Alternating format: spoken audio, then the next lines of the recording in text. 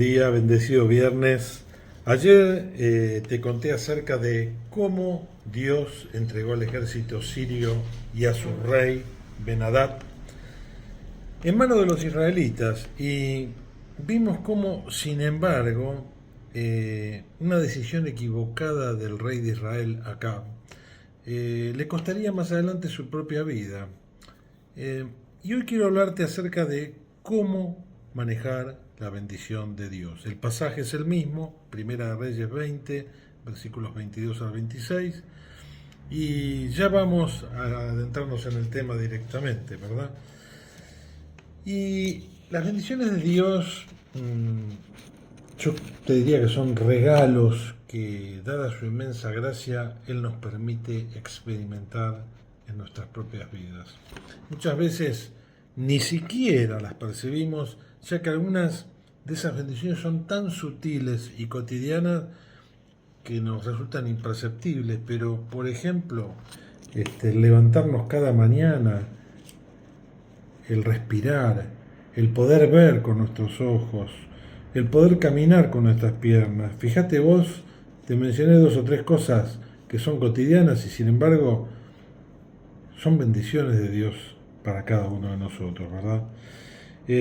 También otras veces las bendiciones son imposibles de ignorar, dada, digamos que son notorias, ¿verdad? Yo recuerdo en cierto momento de mi vida, el Señor permitió que tuviese que batallar con una grave enfermedad.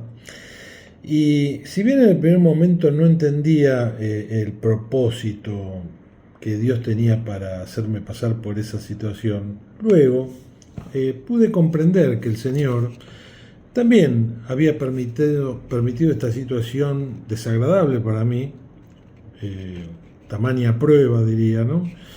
Pero ¿por qué justamente esa situación desagradable, esa situación en la cual realmente uno no sabe cómo va a terminar, me permitió fortalecer mi fe y me permitió tener más dependencia de Él?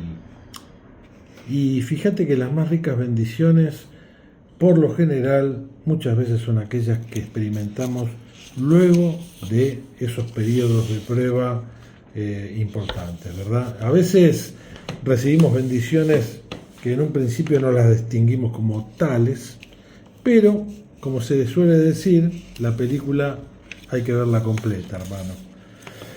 Cuando vemos la película completa, entendemos por qué pasamos por esa prueba y cuál fue la bendición que Dios nos otorgó, ¿verdad? Y Dios nos enseña a manejar las bendiciones de manera agradecida.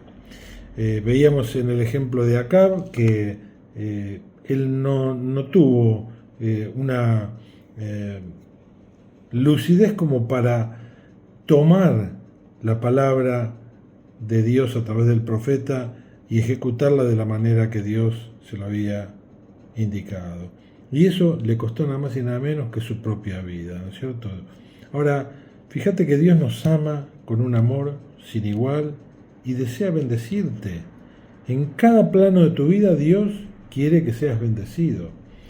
Pero, de hecho, Él te bendice cada día hasta no solo en cosas, como te decía hace un rato, sutiles, sino que también con tu bendición bendice a aquellos que están alrededor tuyo, a tu entorno.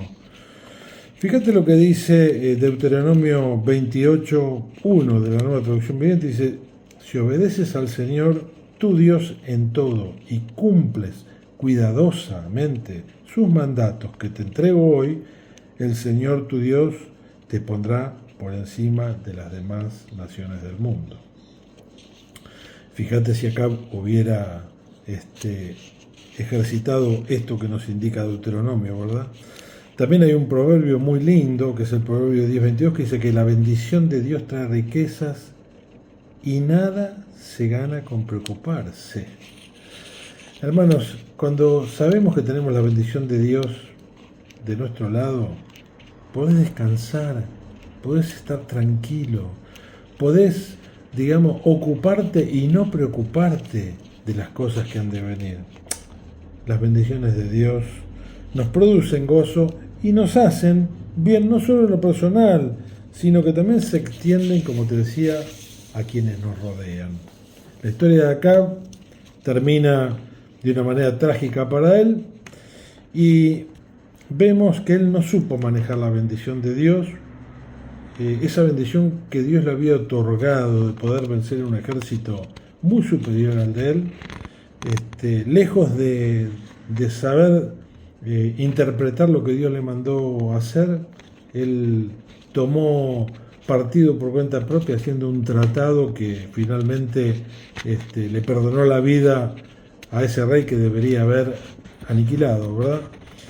Y yo creo que de eso se trata, debemos ser buenos entendedores de lo que Dios quiere que hagamos con cada una de nuestras vidas. Por eso quiero terminar esta mañana recordándote que debemos buscar la sabiduría que viene de Dios, pero aprender a retenerla. Y además de retenerla, pensemos lo siguiente, es la única forma, hermanos, en que vamos a poder obrar como Dios quiere que obremos, es cuando nosotros nos mantengamos firmes en lo que Él nos pide, y de esa manera mantendremos alejadas las consecuencias necias, las consecuencias dañinas que nos afectan. Yo, en lo personal, con ese periodo de prueba y de enfermedad que te comenté que pasé, aprendí mucho.